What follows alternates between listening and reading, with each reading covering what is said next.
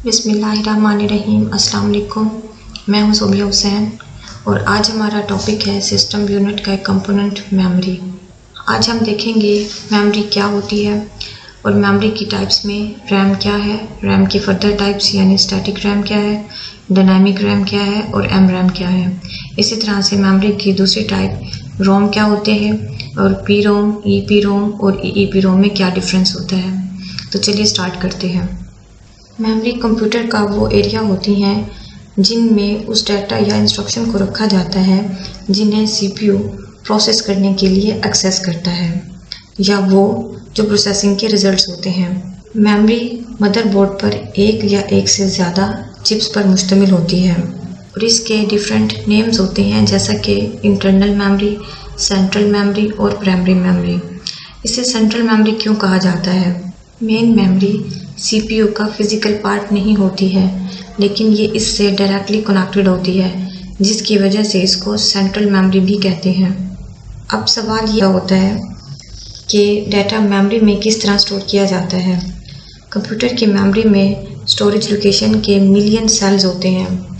हर cell एक bit store कर सकता है और हर बिट या तो 0 हो सकता है या फिर 1। ये मेमोरी सेल लॉजिकली ऑर्गेनाइज्ड होकर एक ग्रुप बनाते हैं। हर ग्रुप में 8 बिट्स होते हैं जिसे बाइट कहते हैं। मेमोरी में हर बाइट को एक नंबर असाइन किया जाता है। उस नंबर को उस बाइट का एड्रेस कहते हैं। इन्हीं बाइट्स की कलेक्शन को एक ऑर्डर में अरेंज्ड किया जाता है। सीपीयू मेन मेमोरी से कोई भी बाइट डायरेक्टली एक्सेस कर सकता है। ये बाइट मेमोरी में अपने पर्टिकुलर एड्रेसेस के ज़रिए एक्सेस किए जा सकते हैं। डिफरेंट बाइट्स को इक्वल अमाउंट ऑफ टाइम में रैंडम ऑर्डर में डायरेक्टली एक्सेस किया जा सकता है, इसीलिए इसको डायरेक्ट एक्सेस मेमोरी भी कहते हैं। मेमोरी की 2 टाइप्स हैं। इनमें एक वोलेटाइल मेमोरी है और सेकंड नॉन वोलेटाइल मेमोरी है। वोलेटाइल मेमोरी में क्या होता है?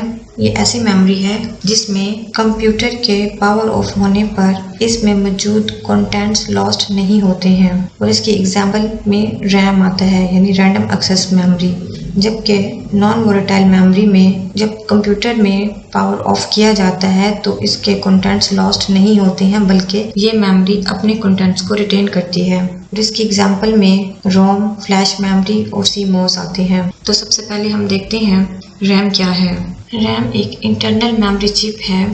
जब एक एप्लीकेशन रनिंग स्टेट में हो तो उससे रिलेटेड डाटा टेम्परेरी तौर पर इसी रैम में रखा जाता है। हम देखते हैं कि जब एक प्रोग्राम बहुत ज़्यादा लार्ज हो जैसा कि वर्ड प्रोसेसर या फोटोशॉप की बात करते हैं तो इसे लोड होने में काफ़ी टाइम लगता है क्योंकि ये रैम के बजाय हार्ड डिस्क यानी कि कंप्यूटर की स्टोरेज से एक्सेस किया जा रहा होता है। जब डाटा हार्ड डिस्क से रैम में लोड हो जाता है तो प्रोग्राम्स का रैम में होने की वजह से प्रोसेसर इंस्ट्रक्शंस को रैपिडली रिस्पॉन्ड कर सकते हैं। रैम रीड और राइट मेमोरी होती है यानी डाटा को रैम से एक्सेस भी किया जा सकता है और कैलकुलेटेड रिजल्ट्स को दोबारा रैम में स्टोर भी किया जा सकता है।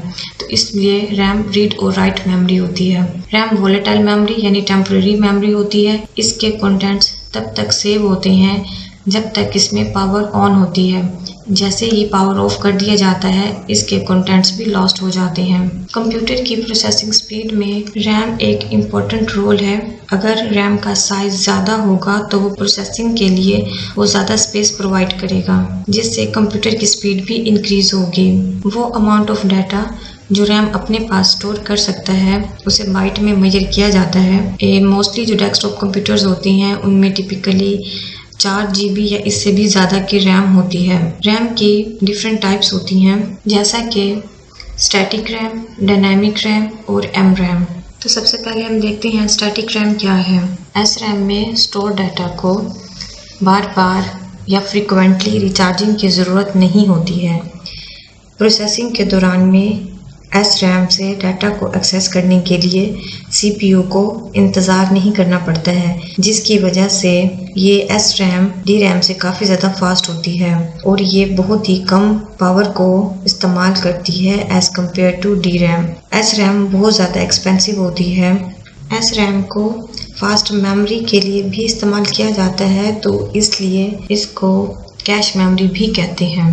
तो अब हम देखते हैं कि डायनामिक रैम या डी रैम क्या है। मोस्टली ये कंप्यूटर्स में इस्तेमाल की जाती है। ये एस रैम की निस्बत काफ़ी सस्ती होती है। इससे अपनी इलेक्ट्रिकल स्टेट्स को मेंटेन करने के लिए इलेक्ट्रिक करंट की ज़रूरत होती है। डी रैम की इलेक्ट्रिकल चार्जेस वक्त के साथ डिक्रीज हो सकती हैं, जिसके रिजल्ट में डाटा लॉस हो सकता है। इसीलिए डी रैम को अपना डाटा मेंटेन करने के लिए बार बार रिचार्ज या रिफ्रेश करना पड़ता है और प्रोसेसर को डी रैम से डाटा एक्सेस करने के लिए काफ़ी वेट करना पड़ता है जब तक कि ये रिफ्रेश ना हो जाए, जिसकी वजह से डी रैम बहुत स्लो मेमोरी होती है। अब हम देखते हैं कि एम रैम क्या है। M RAM stands for magneto resistive random access memory. ये इलेक्ट्रिकल चार्जेस के बजाय मैग्नेटिक चार्जेस को इस्तेमाल करते हुए डाटा को स्टोर करता है। एम रैम बहुत ही कम पावर को इस्तेमाल करता है बाकी रैम की निस्बत, जिसकी वजह से ये पोर्टेबल डिवाइसेस के लिए बहुत ज़्यादा आइडियल है और इसकी स्टोरेज कैपेसिटी भी बहुत ज़्यादा होती है। एम रैम अपने कंटेंट्स तब भी रिटेन करता है जब कंप्यूटर से पावर ऑफ कर दिया जाता है। तो स्टूडेंट्स, ये तो थी कुछ रैम की टाइप्स। अब हम देखते हैं कि रोम क्या होता है। ROM stands for read only memory. ROM में मौजूद इंस्ट्रक्शंस कंप्यूटर को इस्तेमाल करने के लिए प्रिपेयर करती हैं। ये इंस्ट्रक्शन जस्ट रीड की जा सकती हैं, उन्हें चेंज या डिलीट नहीं किया जा सकता है और ये मुमकिन नहीं होता है कि इस पर न्यू इंस्ट्रक्शन या इंफॉर्मेशन को राइट किया जा सके, इसलिए ये रीड ओनली मेमोरी है। रोम में डाटा और इंस्ट्रक्शन परमानेंटली स्टोर होते हैं। जब भी पावर ऑफ किया जाता है या स्विच ऑफ किया जाता है तो इंस्ट्रक्शन जो रोम में मौजूद होते हैं वो लॉस्ट नहीं होते हैं, इसलिए ये नॉन वोलेटाइल मेमोरी होती है। रोम में जो इंफॉर्मेशन स्टोर की जाती है वो मैन्युफैक्चरर करता है। जब भी कंप्यूटर को स्विच ऑन किया जाता है तो रोम की इंस्ट्रक्शन ऑटोमेटिकली मेन मेमोरी में लोड हो जाती हैं। रोम में मौजूद इंस्ट्रक्शन को रोम बायोस भी कहते हैं। BIOS stands for Basic Input Output System. These instructions tell the computer how to access hard disk, find operating system and load the operating system in RAM. Basically, ROM की 3 types हैं, जिनमें first है PROM यानी Programmable Read Only Memory, EPROM Erasable Programmable Read Only Memory and EEPROM electronically erasable programmable read only memory. तो हम one by one इन्हें देख लेते हैं। सबसे पहले हम देखते हैं कि PROM क्या है। जैसा कि हमने पहले भी कहा कि PROM stands for programmable read only memory.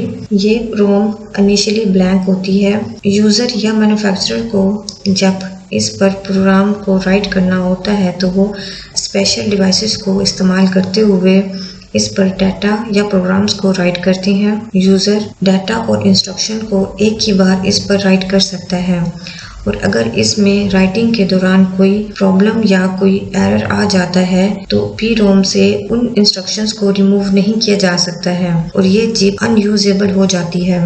Next है EPROM। EPROM stands for erasable programmable read only memory. ये रोम इनिशियली ब्लैंक होती है। यूज़र या मैन्युफैक्चरर स्पेशल डिवाइसेस को इस्तेमाल करते हुए इस रोम चिप पर डाटा या प्रोग्राम्स को राइट कर सकता है और डाटा या प्रोग्राम राइट करते हुए अगर कोई एरर आ जाता है तो स्पेशल डिवाइसेस को इस्तेमाल करते हुए प्रोग्राम्स को इरेज किया जा सकता है और उस पर न्यू प्रोग्राम्स को राइट किया जा सकता है। और लास्ट वन है EEPROM यानी electronically erasable programmable read only memory.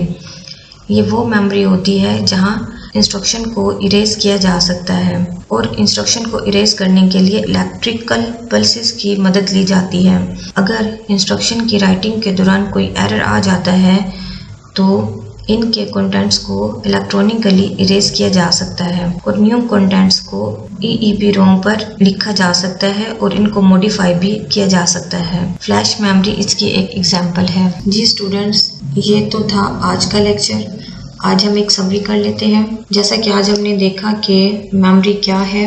Memory actually computer का वो एरिया होती है जिनमें डाटा और इंस्ट्रक्शन को रखा जाता है। CPU को प्रोसेसिंग के लिए रैम से डाटा एक्सेस करना पड़ता है, या वो रिजल्ट्स जो CPU कैलकुलेट कर लेता है वो भी रैम के हवाले किए जाते हैं।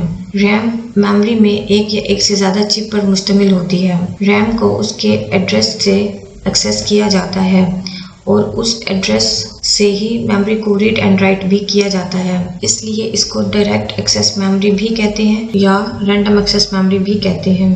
मेमोरी की दो टाइप्स हैं, जिसमें एक वोलेटाइल है और एक नॉन वोलेटाइल है। वोलेटाइल मेमोरी वो मेमोरी है जो अपने कंटेंट्स लॉस्ट कर देती है जब कंप्यूटर से पावर ऑफ किया जाता है। इसी तरह से नॉन वोलेटाइल मेमोरी वो मेमोरी है जब कंप्यूटर से पावर ऑफ किया जाता है तो इसके कंटेंट्स लॉस्ट नहीं होते हैं। वोलेटाइल मेमोरी की एग्जांपल में रैम है, यानी रैंडम एक्सेस मेमोरी। ये रीड एंड राइटेबल मेमोरी है और इसकी फर्दर 3 टाइप्स हैं, जैसे कि SRAM है, DRAM है और MRAM है। SRAM स्टैटिक रैम है।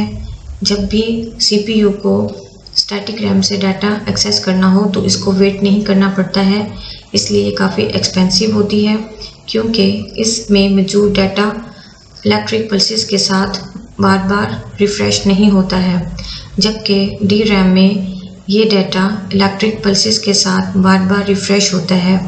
DRAM को अपना डाटा मेंटेन करने के लिए बार बार डाटा को रिफ़्रेश करना पड़ता है, जिसकी वजह से इसकी स्पीड स्लो होती है और CPU को DRAM से डाटा एक्सेस करने के लिए वेट करना पड़ता है और ये लीस्ट एक्सपेंसिव होती है। जबकि MRAM इलेक्ट्रिकल चार्जेस के बजाय मैग्नेटिक चार्जेस को इस्तेमाल करते हुए डाटा को स्टोर करती है, इसलिए ये पोर्टेबल डिवाइसेस में ज़्यादा पॉपुलर हो रही है और इसके कंटेंट्स तब भी रिटेन होते हैं जब कंप्यूटर से पावर ऑफ कर लिया जाता है। फिर हमने देखा कि रोम क्या है। रोम रीड ओनली मेमोरी है। इसमें कंप्यूटर से के स्टार्टअप से रिलेटेड जितनी भी इंस्ट्रक्शन होती हैं वो स्टोर होती हैं और इसकी फर्दर 3 टाइप्स होती हैं, यानी कि PROM, EPROM और EEPROM। तो स्टूडेंट्स, ये तो था आज का लेक्चर। उम्मीद है आप लोगों को समझ में आया होगा। मिलते हैं नेक्स्ट लेक्चर में, तब तक के लिए अल्लाह हाफिज़।